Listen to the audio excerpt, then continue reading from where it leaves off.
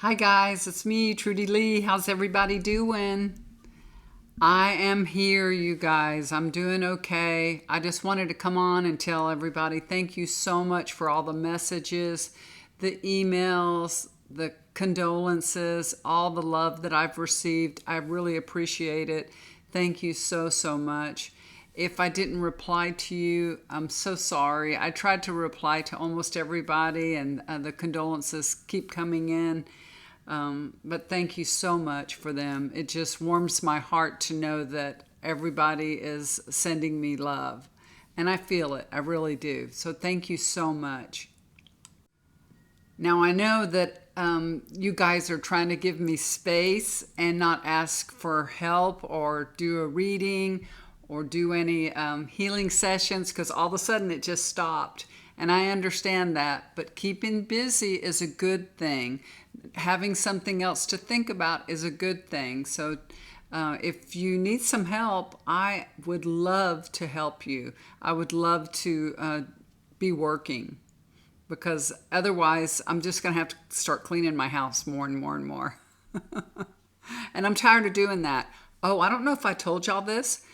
The day after we came home, I believe it was from my mother's, from my brother's house. I say my brother's house. He hadn't bought it yet, but he plans on it. His daughter still plans on buying the house. But my husband said, I don't want to sell the house. What? He said, I love this house. I don't want to sell it because he's 74 years old. He has always told me, and now he's had heart disease. He had his first heart attack at 40. And he's had stent after stent after stent, all kinds of procedures. He's had all kinds of, y'all know he had open heart surgery.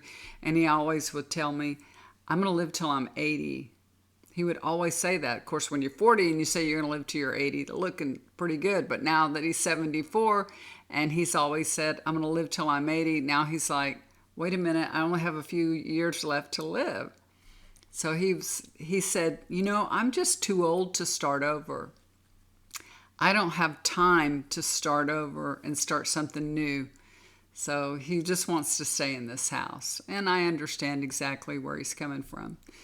I still have a nice clean room, so that's good. I got rid of some things, and I'm going to continue to downsize and get rid of things. So no matter what, that's a good thing because then when me and him pass, my kids won't have all this stuff to do. So I'm going to continue to work on things. He still wants to paint the kitchen and some different rooms, some areas. So we're still going to continue to work on our house, which, we need to do. Make it fresh and comfortable for us. And, we have family that lives here with us. My daughter lives here with us. And my other daughter with her grandson, my grandson lives here. So, this home isn't just for us, it's for them also. So they would be displaced.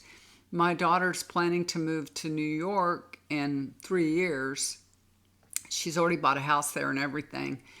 She has a boyfriend that's there, and she plans to be with him after her son graduates from high school.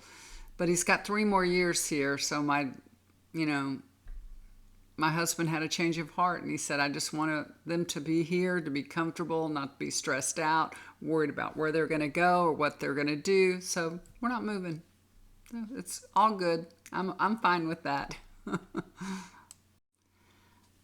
I don't know if you guys know this, but my father had died of cancer when he was 54 years old. He had cancer that started in his adrenal gland, and then it spread, and it went to his liver. It just spread all over his abdomen. And he died at 54. They told him he had 6 weeks to live, and he died like that. He died so quickly. It was unbelievable. Doctors shouldn't tell you how many weeks or months you have to live because, you'll follow that. When we were moving to San Antonio, right when my father got diagnosed with cancer, we had already decided to move. My husband had started a business in San Antonio, and during the week he was running his business, and he was coming home on the weekends to be with us. My kids were in school. We were waiting for the summer, for the kids to be out of school, and then we were going to move with Dad, And one afternoon, I was going to mow the grass. We had a very small backyard. Actually, our front yard was pretty small too. It wasn't that big. It was just, a neighborhood house. We had part of our backyard fenced off as a dog run, a kennel.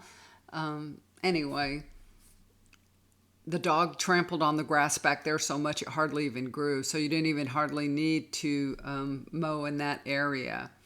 But we had a small little lawn that I took care of. My husband had had 2 back surgeries around that time, and I just took care of everything outside. I did all the mowing and everything. As a matter of fact, we moved to San Antonio. I told him, that's all up to you now, because he was strong and healthy.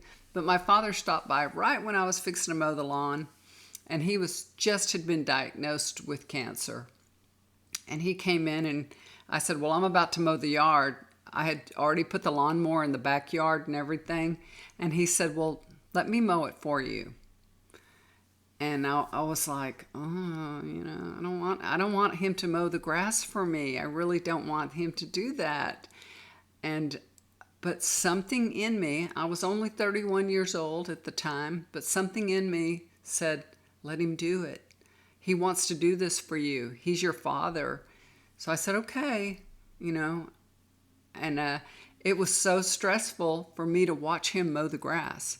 So I would watch him from the window, and every time he'd make a pass, I'd come out there with a glass of orange juice. Do you want a drink? And I was making sure that he was okay. But it was stressful, but I knew this was something he wanted to do for me. And I mean, he's a man, and it's good to be able to feel like I'm capable, I'm still able, I can do this for my daughter. So I let him do that.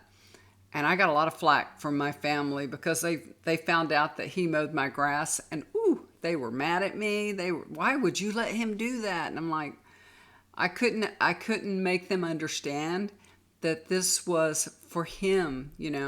I let him mow my grass for him, not for me. I'm capable of doing it. I can do it. I didn't need him to do it for me. I was only 31 years old, strong woman. But he wanted to do this for me. So to allow him to do that, was a blessing for him. It really was. And I understood that even though I was young, and I was already on a different path at that time. When I hit 30, something had clicked in me. It was very strange. When I hit 30, I remember my 30th birthday. We have all kinds of pictures and everything. But before I turned 30, all the year of 29, I would just look in the mirror and say, who are you? Why are you here? What is your purpose? I said that all the time. I'm like, why? What's my life for? And then it started evolving from there. And that's the question everybody should be asking themselves. But I used to do it. I used to just feel like freaked out. Like, why? I don't know. I had this passion that came over me, and I was just like, I need to figure this out. Everybody in my whole family has always thought I was weird, but that's the life I've lived. And probably a lot of y'all can understand that, what it feels like to be a little bit different. But my family, even though my parents didn't raise us very religious at all, they never talked about God to us or religion, or they never prayed or, nothing. As a matter of fact, I don't think my father even believed in anything. Now, he did at the end, yes, but it took him many years to get to where he was. But my mother, she sent us to church when we were little to get rid of us because she had 5 kids, and the church said, we'll pick them up, bring them to church. And she's like, yeah, come and get them every Sunday. Come and pick my kids up, and I got a free morning. She wouldn't go to Sunday school with us or go to church. She would just be like, bye, see y'all later. So we weren't real religious or anything. And when I married my husband, he was a Muslim, and I'm like, I'm a Christian. You're a Muslim? Why do you believe this? I mean, we used to have some major discussions, and I would just fire off question after question after question to him. Why do you believe this? Why do you believe that? And then I would read his holy book, the Quran. He calls it the Quran, not the Quran. And I would read it because we had one in English, and I would say, because the translations, they were literal, and I'm like, and it said like, beat your wife, and I'm like, beat your wife if she doesn't obey? Is this what you believe? Do you believe this? So I kind of put a mirror, I gave him a mirror to look at things with. So when we both did, we really both did. So I was accepting of his religion, he was accepting of mine, and it was okay. It was all right. But my siblings, I just don't understand what happened to them. I guess maybe I was always destined for a different path. So I wouldn't say that I'm a religious person. I'm a spiritual person. But I don't believe in religion, because I believe religion is something that controls people. That's my feeling. So I don't believe in set religions. It's okay if you want to believe in a set religion and follow a set religion. That's fine. That's your path. That's your choice. You have free will, and it's all good. It's all good. I didn't feel like I needed to do that. My husband didn't feel like he needed to do that. He would say he's a non-practicing Muslim. That's what he tells everybody now. I'm a non-practicing Muslim. But he's got, that Muslim, everything that he's learned as a child, it permeates him, you know what I mean? So that he's still kind of in that structure. I don't know how to say it, but his thoughts really emanate from that, even though he doesn't really believe in that, but it still structures his belief a little bit. Just like Christianity does mine, right? So that's fine. It's all good, because it's just a way for people to hold space for being good, being kind, being loving. I think that's really what it was meant to do. And then, of course, people changed it and made it something to use to have power over somebody. So it kind of evolved into horrible things, which it shouldn't have. So my siblings are very, very Christians. They're super Christians. I don't know how that happened. My sister is very religious, both my sisters. My brother wasn't really, really religious, but I would say more religious than I am. But he did, his wife was very religious. I mean, more religious than any of us. She was very, very religious, and she raised her children to be that way too. And she did have an influence on my brother. I think all my family, they're pretty religious. And my husband, when he was there with my family, he has to tell a religious joke, He's crazy. I tell him, you have to know your audience. Don't be telling religious jokes to people that are religious. Don't do that. He told this joke about there was some people that were visiting the Holy Land. They were in Israel. They were visiting there. And it was a whole family of people that had gone there to visit the Holy Land. The father and mother and son and daughter. Well, the mother-in-law passes away, and the son-in-law wants to have her body shipped back to the United States so they can bury her.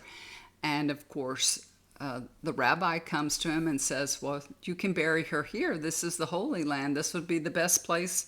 You don't have to pay all those extra money to, have her shipped back to the United States. This is the best place to bury her. And the son-in-law said, well, I heard that, many years ago, there was a man that was buried here, and he came back to life, And I don't want that to happen with my mother-in-law. And he told that joke to my sisters, and one of them laughed. And I'm not good at telling jokes. He's really good at telling jokes. He's funny. He laughs at his own jokes, and it makes everybody laugh. So one sister said, "Oh, that was so funny. The pastor ought to tell that joke." And the other sister told him, "You're going straight to hell."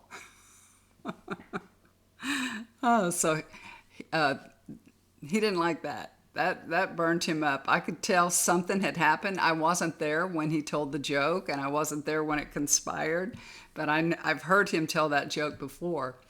And he had told me what he said, and that she said, "You're going to hell." And I could tell something was wrong with him, and he wanted to leave. He was just giving me that look and that vibe, and I could feel his energy. Oh my gosh, I was like, what is wrong with him? He was like, we need to leave. We need to go. And he wasn't saying that, but his body language and the way he was acting and looking, I could just feel he was like, we need to go home. I'm ready to go now. So and I didn't even know that had transpired until we got in the car and we were on our way. And then he said, "Your sister said I'm going to hell." And I said, "Well, she thinks you're a Muslim and she thinks you're going to hell anyway." So, yeah, that's what she thinks. I don't know why he let her upset him so much, People shouldn't be judging others. And I don't believe in hell, and he doesn't believe in hell. But he said he answered her and said, "Yeah, I'm going to hell. I'll see you there." That's what he told her. Oh, yeah. You can see how that went. So anyway, we had left. We left. My sister left. I had this feeling that I wanted to stay. I wanted to stay another night, but my husband was just antsy. He was so antsy. So after that, what had happened to me, and then my sister telling him to go to hell, he was ready to go. So he was just like, and he'll tell me, "I didn't tell you you had to leave. I didn't say you had to leave." And he didn't, but I could feel his energy. And I said, "You didn't have to tell me. I could feel that energy sloughing off you." Oh, it's, have you ever gone shopping with your husband and he's like, "I hate this. I want to go." That feeling like he's standing behind you, watching you. That's the feeling, right? So, I have been going over what happened in my mind over and over, so I'm going to go over it again one more time. So when my brother fell over, when this is what I've gotten out of this, when he fell over, he knew that he wasn't going to survive. His heart was pounding so fast, and he was afraid. He did have fear. I mean, I'm sure all of us are going to have fear when it reaches that point for us. But then he calmed himself. He had that fear. His heart was pounding, but he knew that this is it. This was it. And he told himself, "It's okay. This is how it's going to end. It's going to be okay." He was talking to himself and calming himself down. Also, he was giving himself permission to cross over. He was very depressed, but he did want to go to Jesus. So he stated that many times. "I just want to go to Jesus. I want to go be in heaven with Terry, my wife." He said that many, many times over and over. But there's a, dichotomy that was going on there. I want to go be with my wife. I'm depressed. I'm sad. I'm upset, but also fearful of dying. So that's what was going on. There was all this energy trapped in him, because he was taking his medication. He was going to his doctor's visits, but he couldn't sleep. All his life, he's had a problem with sleeping.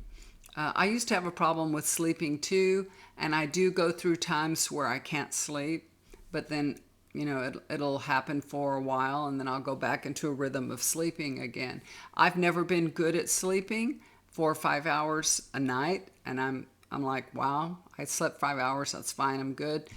Every once in a while, I'll sleep for 8 hours, and I'm like, wow, I slept 8 hours. I can't believe it. And everybody says you need 8 hours every day to sleep, but he had sleep problems. I have sleep problems. My father had sleep problems. So it's something hereditary, I guess, that we just have sleep problems. So my brother was taking, I don't know what it was, but he was taking something that was helping him sleep, prescribed by the doctor. I think he was taking more of it than what they wanted him to take, because it was something really strong. I wish I knew the name of it. If his daughter was here, I'd ask her, because she got all his medication filled. So at some point, the doctor said, I can't prescribe this for you anymore because it's something so strong. But that was the only way he could sleep. And he looked forward to taking that pill every night so he could sleep. He would tell me that. I'm so relieved I can take this pill and I can go to sleep and, get away from his pain for a few hours. So the doctor told him that he needed to go see a psychiatrist, and that he wasn't going to prescribe him that medication anymore. So this happened a few weeks ago. So he was without his medication. I do believe he was able to get some more of that here and there from somebody. I don't know who, or I'm not saying. But he didn't have a prescription where he could rely on it and have it every night anymore. So there was that. So he wasn't getting that release at nighttime, at least having those few hours of sleep, not having to go through the stress of living, And it's just like, I feel so bad for him. I even feel worse for him now because of going through his death, how hurtful that was to me. Just to know that he had that pain for so long, that he was in such pain, such grief for so long. He didn't, like I said before, he wouldn't answer his phone. He wouldn't talk to old friends that called. He wouldn't talk to cousins that called. When I would call him, a lot of times he wouldn't answer the phone. My other sister would call him. He wouldn't answer the phone. And then we'd text him, and he might text back one word or something. He just didn't want to talk to anybody. He wouldn't leave the house. Like I said before, he'd left the house maybe once or twice since he's moved into my mother's house. He wouldn't take a shower, wouldn't brush his teeth, wouldn't comb his hair. He was taking care of her yard. He was mowing the grass. He was a welder by trade, and he was doing some welding. So he was starting. We felt like he was progressing a little bit because he started taking care of the yard. My mother's mower was broke down. She had a riding lawnmower. He fixed the mower. And then he kept, the grass looked so good. I'm telling you, her yard looked fantastic. He worked so hard on it. I think it's 1 acre. So he was doing a great job on it. And that's the only thing that he really was focused on and doing. And we were happy that at least there was something that he was getting up in the morning and going, thinking, I got to go do this. He started welding. He made stoves for outdoor camping, some kind of iron stoves that were really heavy. He designed them himself, and he had just started on a new design. So he has sold these stoves to all different places. And he had, in his mind, created a different design for the stove. And he was working on that, and he was welding and putting together one of these new stoves. So it was a heavy stove that you could cook outside with. So when you're camping or hunting, you have something, not just a fire with rocks around it. This was a stove where you could actually put things in and cook on it.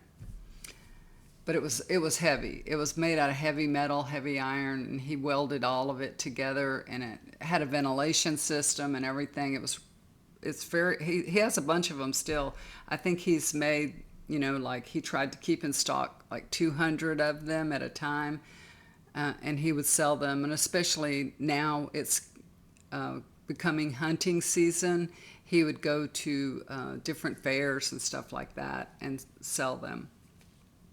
So he decided on a new design, and he'd been working on that. He was outside. He'd gotten his welding torch out. He was all set up. My mother had a carport there, and so he was all set up. So it looked like he was, back to doing what he used to do and feeling like he had a purpose and a goal. And his kids thought so too. His son was saying that, he was so creative and he could just see things in his mind and create it. And he told him all about this new stove that he was designing. And maybe his son will continue and go ahead and make that new design. I don't know how much he told him about it, but he did tell me about it. So hopefully he'll be able to continue that, because his son worked with him and made those stoves with him. So he was a welder also. But yeah. He died last Friday, a week ago today.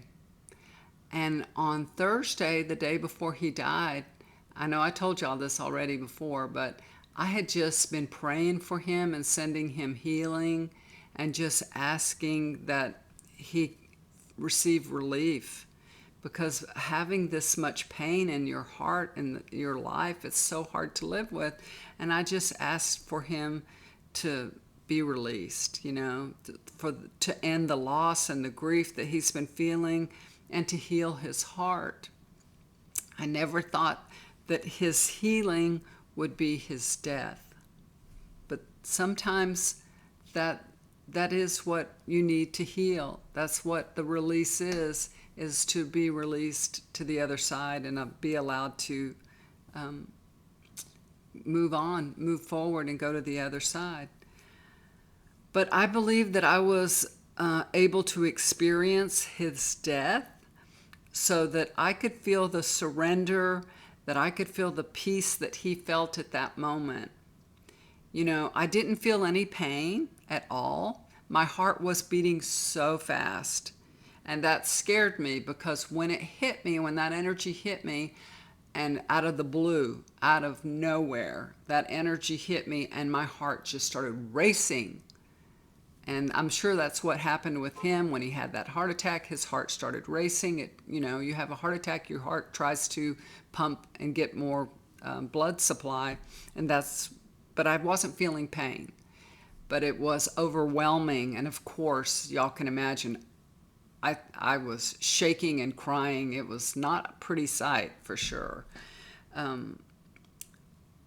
But after I settled down, after that initial, feeling, and the scare, the fear that I felt, then I sat back down. I mean, it took some time. It didn't happen all at once. But after I got past that, my husband gave me cold water. I tried to walk around a little bit and tried to walk off this adrenaline that I had felt. And I sat down at the table. And I felt so dizzy, and I was just thinking, it's okay. It's okay I can just pass out right here. I can lay down and die right here. It's going to be okay. It's okay. It's good. Everything's fine. Everything will be okay. And I got up once and almost fell down. My leg just gave out. My husband was like, "What's wrong with you?" And I was like, "I don't know. I don't know." I was just so shaky and I sat back down and I kept having these thoughts like, I can lay down right now and die, and it's okay. It's going to be fine. I kept thinking those thoughts, and I know they were not my thoughts. They were not my thoughts because I wasn't, I wasn't going to die. I wasn't going to die, but I felt so dizzy, and I know that was my brother's last thoughts in his mind when he fell, and he held himself briefly, and he just said, "It's okay. I'm ready to go." And he was at peace.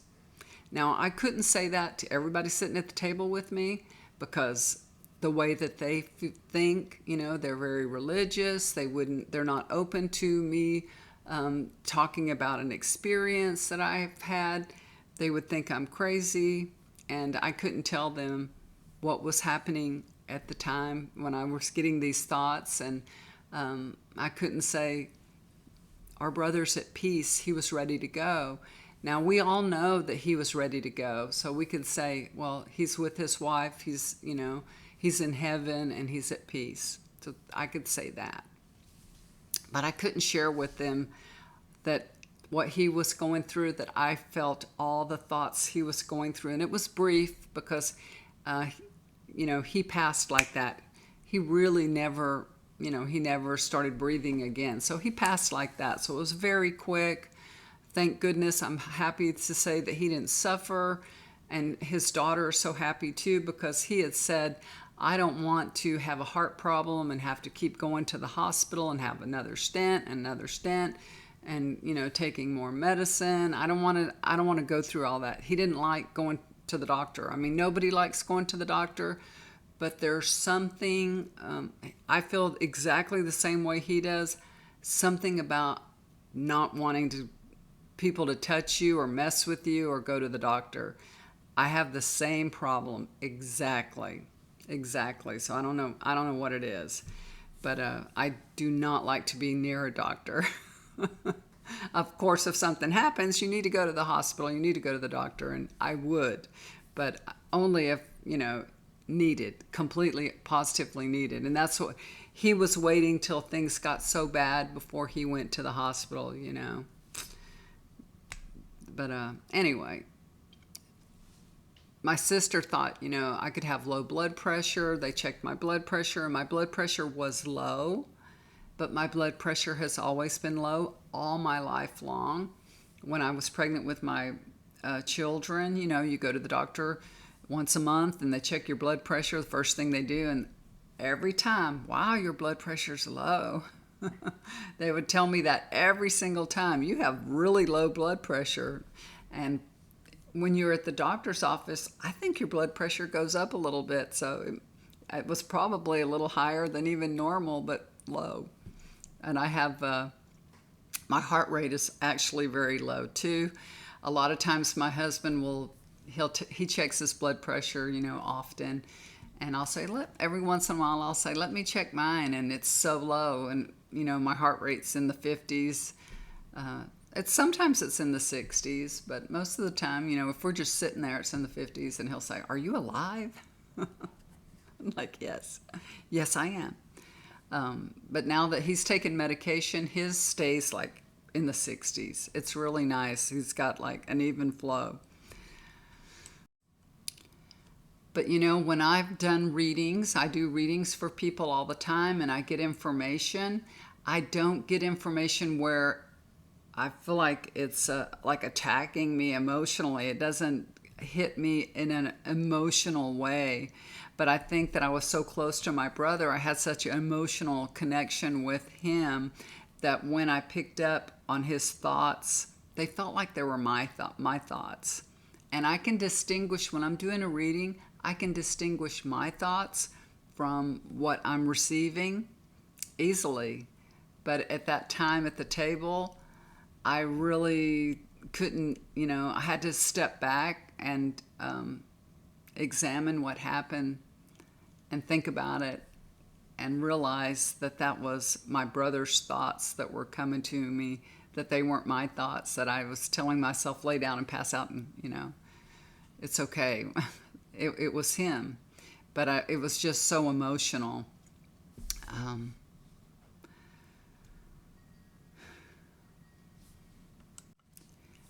But getting back to the point that, if I don't have anything to do, it's just dwelling on what happened, and that's not good for anybody. So hopefully you guys need some help. I'd love to do healing sessions, do readings.